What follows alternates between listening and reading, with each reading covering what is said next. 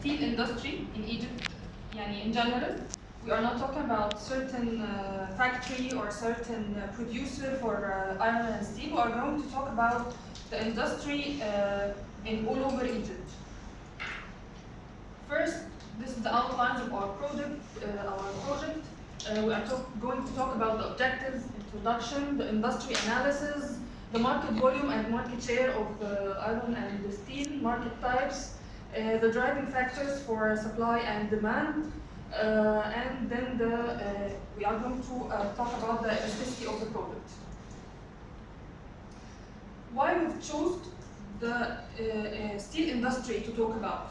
It's a very powerful industry all over the world. It's an indicator for the countries who are expanding in their GDP or in different industries, as about 51% of the production of iron and steel is going to the construction, building the electricity stations, 12% going to the cars industry, 5% going to the railway industry. It means that every country wants to expand in their economy, have to focus on the industry of iron and steel. This is why I think all over Egypt, and we are going through the presentation, Salah inshallah will show us the demand and supply and how we can affect the demand and supply, although you are going through a pandemic and so many inflation waves and so on. This is what we said about the industry of iron and steel, that every main industry and how the iron and steel contribute in them. We want also to say it's a very, very important to know that every one job opportunity in the iron and steel industry equals 7 job opportunities in other industries, because a lot of industries are depending on the iron and steel industry. We'll talk about Egyptian market. Egypt is the first country in the Middle East, North Africa region, and even the only Arab country in the first 20 countries all over the world that producing iron and steel productions.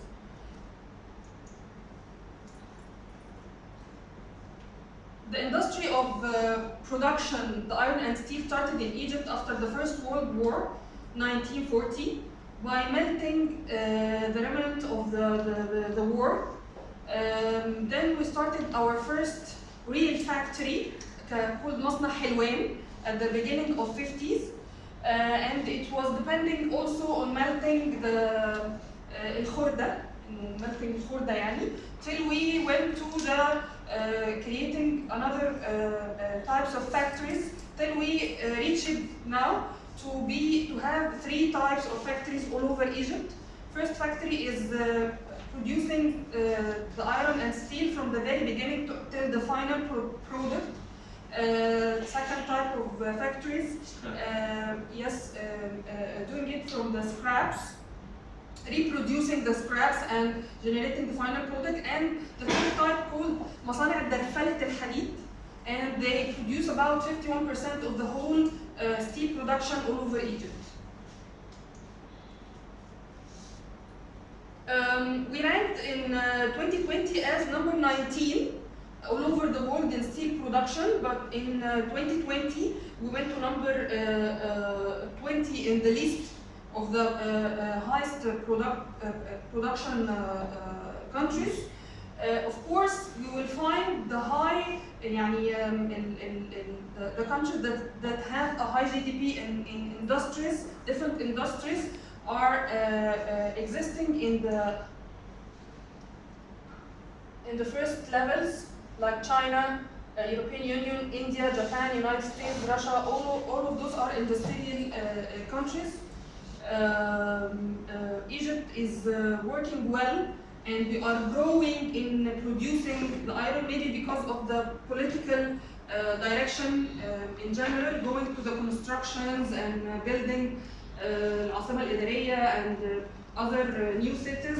So the pandemic didn't affect our production through 2020.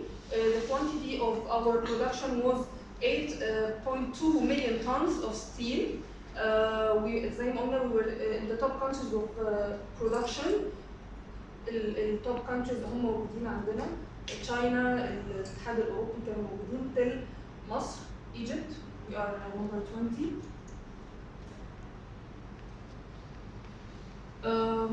Egypt is mainly producing the rubbers and mainly contributes the main production in the constructions.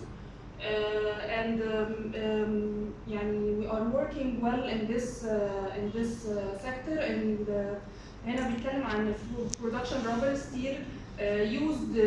We are using the raw material in general. We are producing many types of steel.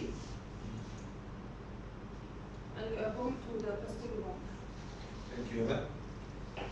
First of all, I would love to thank Heba, and I would love to thank all my colleagues for this tough semester. You were the best colleagues I've ever met. Thank you so much for this. And for now, we are going to have a show. It's not a presentation at all. I know it was a tough day, a long day. So I need your help today with me to have what Dr. Duat taught us through this semester, through learning by reinforcement. So we'll start the show.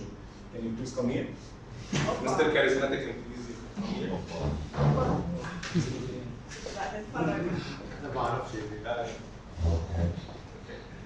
So before going into a deeper knowledge about the pastel and the environmental, the macro-environmental analysis. Do you mind give us your face? Yes, sure. Yes, okay. So it's a show, okay, and I promise you will enjoy. First of all, is the producer, he is the trader, and I am the government, and this is the industry. So please, gentlemen, conduct push and pull aid. With this. With steam. Yes. This is team Mohammed Hussein, and this is team Mohammed Salah. We start with team Mohammed Salah. Please clap for Mohammed Salah. Now he's the winner. Okay. I'm really sorry, Mohammed. He's my colleague, and I can't afford to lose him at this situation. So at the second round, I will be with you. Okay. That's not fair. Yes, I know this. But I need to produce. Yes, I know this. I know this well. So again, team Mohammed Salah, team Hussein will clap for him. You were very strong the last time. You didn't respect the competition, and for this, I'm really sorry for that. I need to support him this time. For the last time, we will compete fairly together, and I'm alone here, and the team will clap for you, both of you. Let's start the show. I'm really sorry for that, it's mine. I'm really sorry. I'm really sorry for that, it's mine. Okay.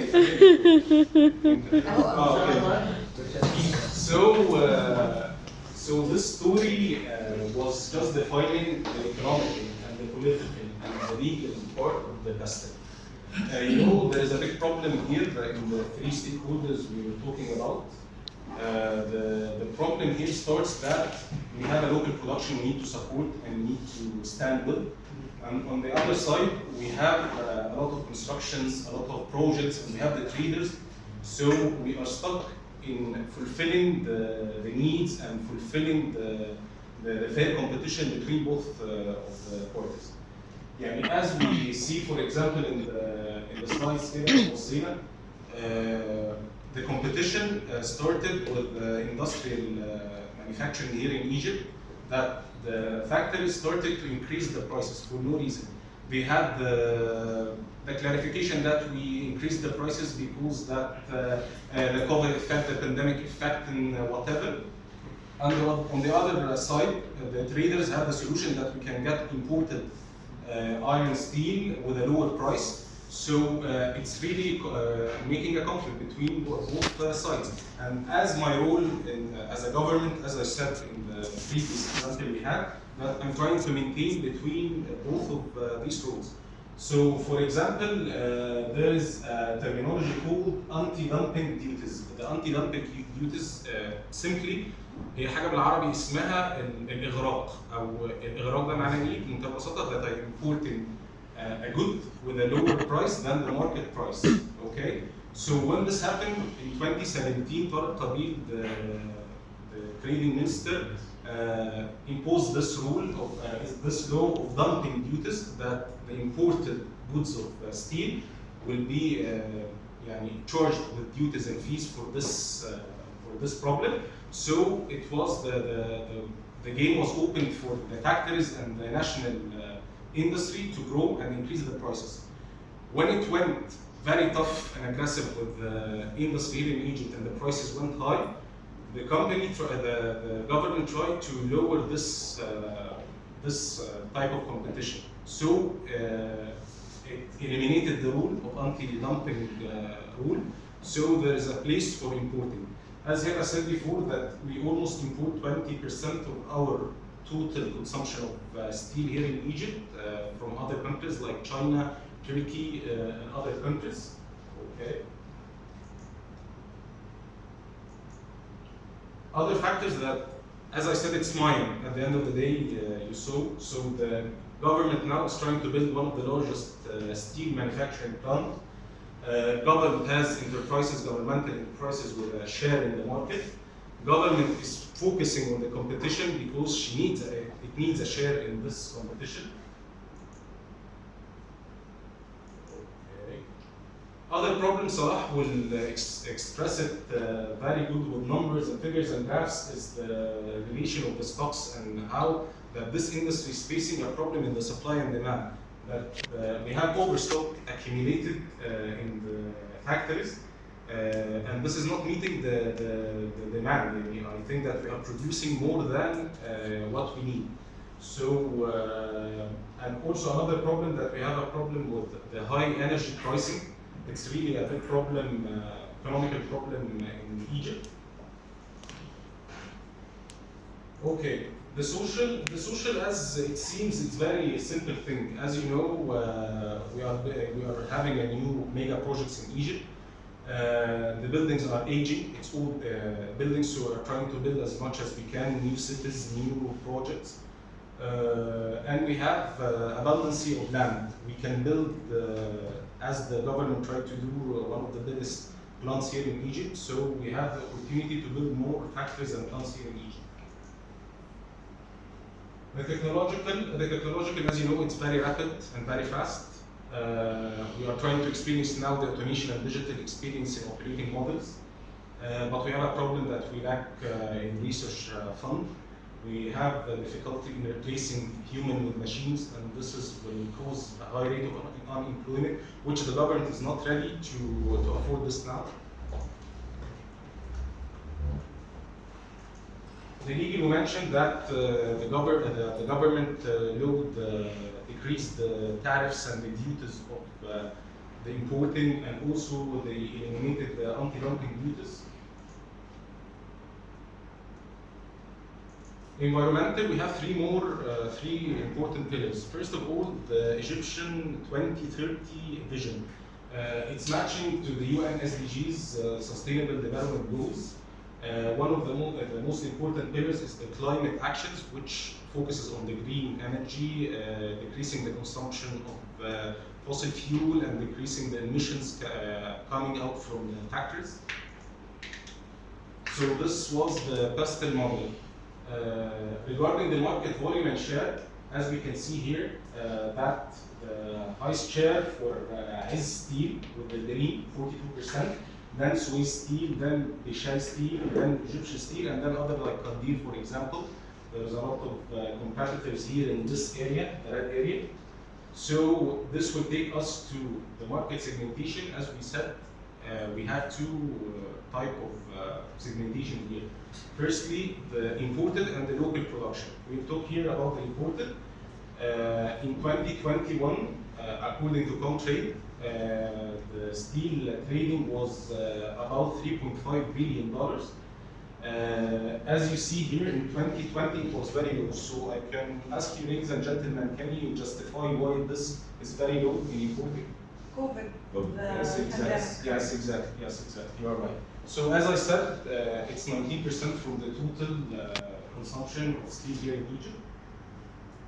Again, coming back, as Heba said, we have three segments here in the industry. The first segment is the raw material, producing the raw material from to the final product as steel, and secondly, the scrap product, الحديد الخردة, and finally, rolling mills, as mentioned before by Heba. والrolling mills هي الدرفلة. الدرفلة ده ببساطة التشكيل.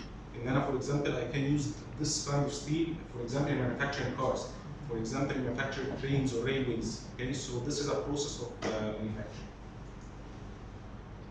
The market type, finally, after our discussion, after our study, it's an oligopoly market with price maker here is Azz Steel, as we saw in the previous slides, with 42% share.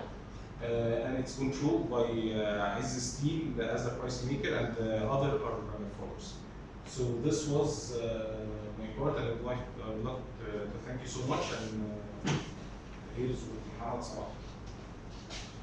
Ladies and gentlemen, firstly I needed to thank my colleagues because it's a very interesting topic and give me chance to apply all activities we already studied. And thanks for Dr. Dua, very good and successful journey. Before we started to say factory effect supply, let's give you a little bit background about steel or iron and steel in Egypt, because as a world, it's iron. It's play like indicator, like index for GDP for any country. Sometimes some countries it's divided per person, and it will be like a GDP per capita, GDP per iron per person. In order to know what is the luxury for this country, how is the income level, because as you know, as Henas mentioned, the raw material for iron is very important because it's relevant for everything. If you needed to build anything, not construction only, machines, any industry. For that reason also I will mention in demand factors in any, because it has a relevant relationship between other industries. Any industries that have a crisis or have something to affect these industries will affect the supply or demand for iron. And it's vice versa, it's a relationship, because it's a mandatory raw material, as we mentioned before. Unfortunately, after we had our studies, we found, I'm so sorry to say that, some ungood decisions from our countries or our government, because it affects our capacity from productions from steel. In 2008, the Union of Steel and Gathering, and as Omar said, let me explain in Arabic. قانون عدم الإغراق أو إن أنا free duties.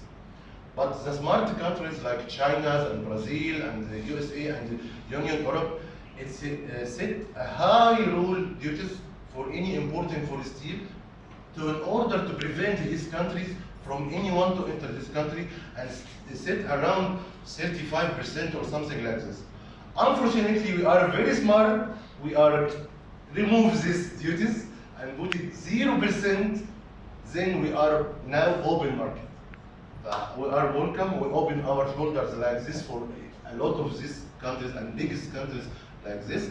And he produced more, he has a surplus, so he catched the open market like Egypt, and he imported this surplus from steel to Egypt with lowest cost around 2,000. For example, if you're pricing for steel here in Egypt 10,000, he imported to Egypt and he can purchase imported everything for 8,000. Can you imagine the competition is very severe, and we cannot. However,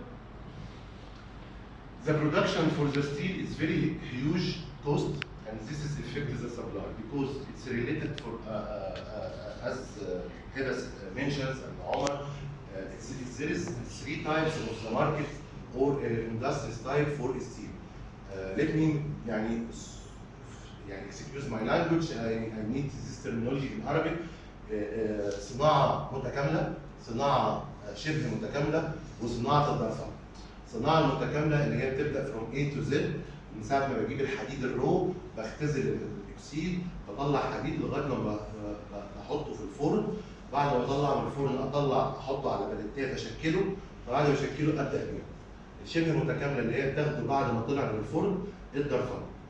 بناء على اخر according to last union steel of world union steel, any operations like Darfala, it doesn't include in GDP or production for the country. This operations is calculated for other countries because it's already taken as a end product, just reshape it and sell it.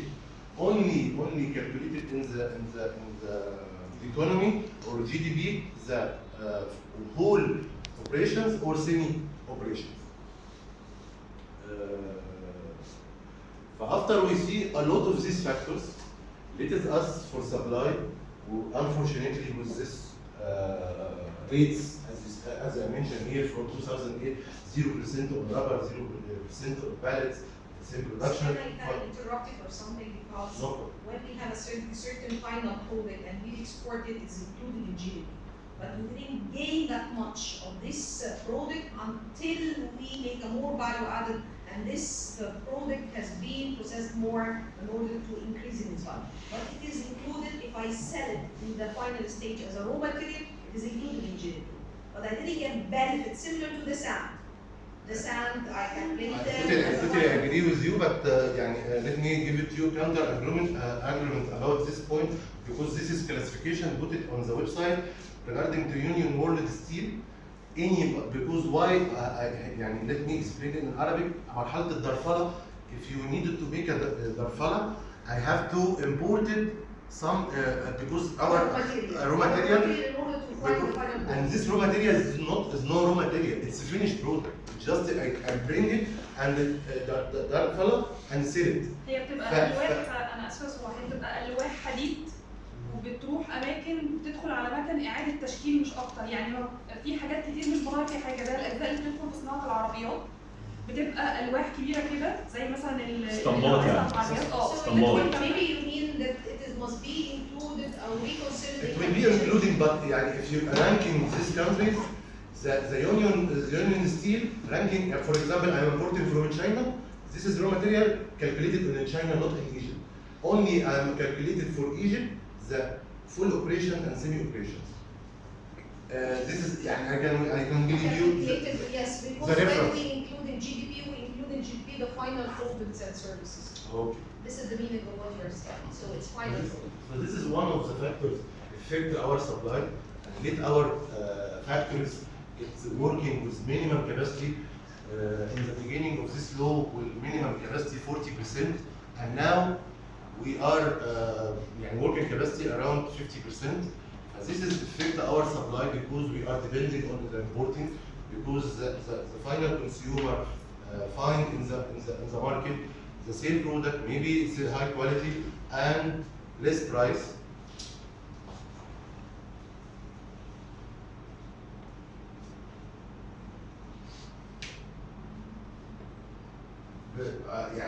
Also we are very capable to do all consumption we need from steel. We cannot, because we have two factors as I mentioned: regulations about the law, and the second thing, the cost of supply. The operations of steel, it takes a long time. You needed electricity, you needed gas, you needed a lot of cost. This is cost. This is another factors, by the way. I remember now, if you're comparing our cost productions for steel with other countries is ranking in top ranking, we are very, very expensive.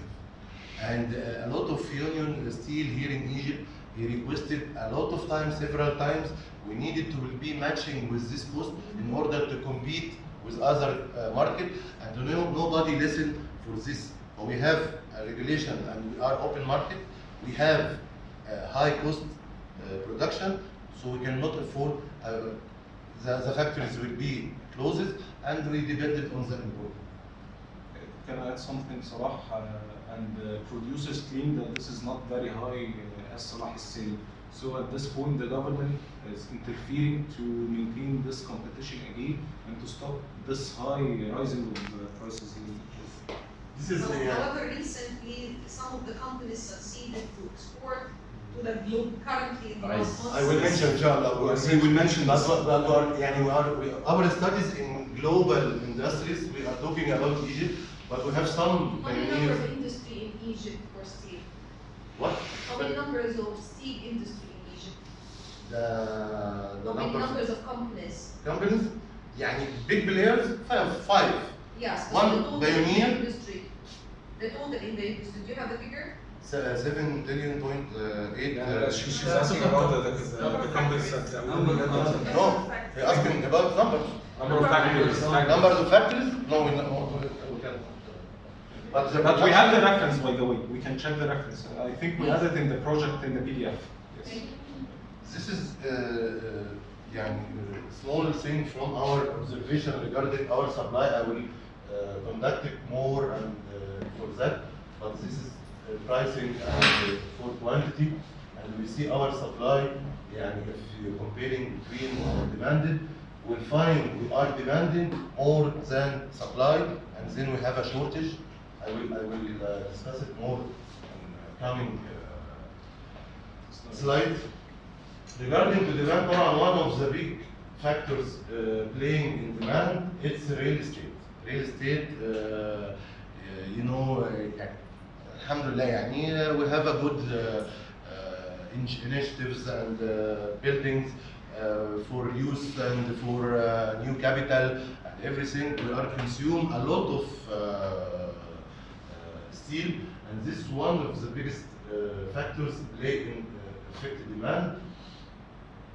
But vice versa, when happens something like COVID, when happens something for a new government come or something, they set a new regulations. This has happened in 2020 when ministers raised stop any licenses for housing or something for 6 months in order to adapt to what is happening in the revolution, what is rebuilding without licenses, without everything. But this is 2 points affected our demand, but still demand is high, but demand is little bit low. We are observed from 2010 to 29. This is our observations. This is the price. This is my data. This is my project. I don't know what. يعني جبنا منه كتير الصراحه يعني. By the way, احنا خدنا من البيبر بس حاطين سايتيشن. by the way, we are a search. When I search, we find Dr. We find Dr. Dua. He make a 2 paper for one for open source. paper, and one another thing. Let me continue, please. Don't distract me.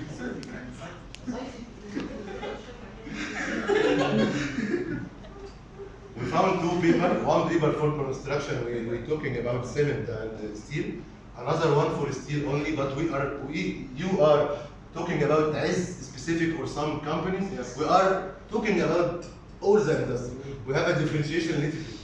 This data is not from the reference of paper. This is what I'm Yes, asking. no, it's not from the I think people, the same graphs are identical to us analysis. Yes, and this was matching what we did. It's from a reference called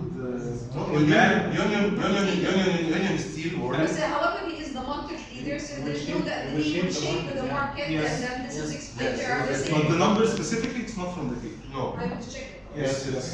He will send it for you, and you can leave free time to check, double check. But I'll ask you one favor, and my teams also will agree with me with this. If you like this project, we need it to publish, please. We need it to make a paper and publish for steel in Egypt. And support for us. What do you think? The PDF you will like it a lot بجد يعني. Okay, we'll see PDF and we'll see some more. Okay. As you see, this is a table for observation from 2010 to 29. This is the price and sold, and from slang is see كده like when you see the producer is shortage than the demand, and this have a shortage in our affecting to our all factors I mentioned before. And as you see, it's a very gap between demand and supply. But still, when a price is increased, the demand is increased. This is a variation, and this is the unit demand. Unit demand. So this I think you mentioned unit demand, not the whole demand. Yes. The unit demand. Unit demanded is variation law of demand, because usually when prices increase, the demand is decrease. But this is vice versa. It's happened, but still we have a problem here in supply.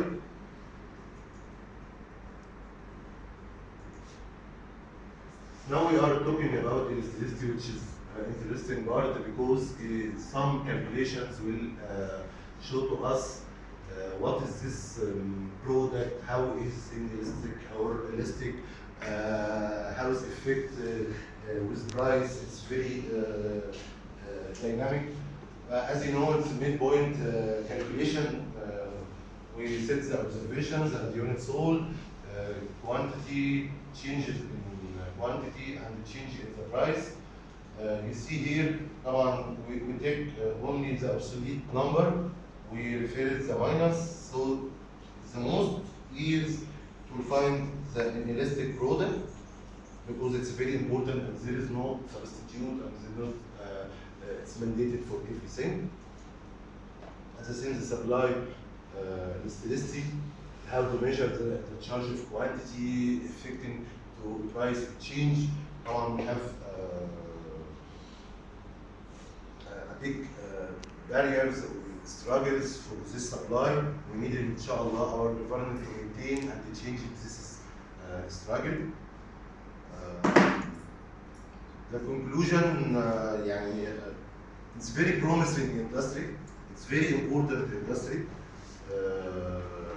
We are, all of us, I think it's very interesting indeed to know each industries like this. We're asking our government to take corrective actions immediately, because this is, if you're talking about all industries, we have a severe situations, but we have some pioneers like we mentioned, like as steel. Now, alhamdulillah, it's good. We make another factories. He will export it to, and we competition is good with other countries. Our ranking is very good, as Mihela mentions. We needed a competitive price for the electricity and or for cost reduction overall, and change the law to protect our market from external countries, because our quality is very, very, very good. And as Mihela also say, we already since Jamal Abdel Nasser in 1957, we established first factory in Middle East, it's Hadid al-Sulb, and this is very good production around since $1,300,000 per year. This, depending on our population, this time is very good. And we have, depending on this factories, some like railway from Aswan to take from Hager and everything. We have a good, we make like cities, not factories, because building for workers, building for every operations, and the industries, it will be enhancement to open another factory in Alexandria. But unfortunately, Bardo, after affecting some decisions or policies from our government, we lose it, these factories, and we close it. يعني I don't need to in details. Thank you. If you have a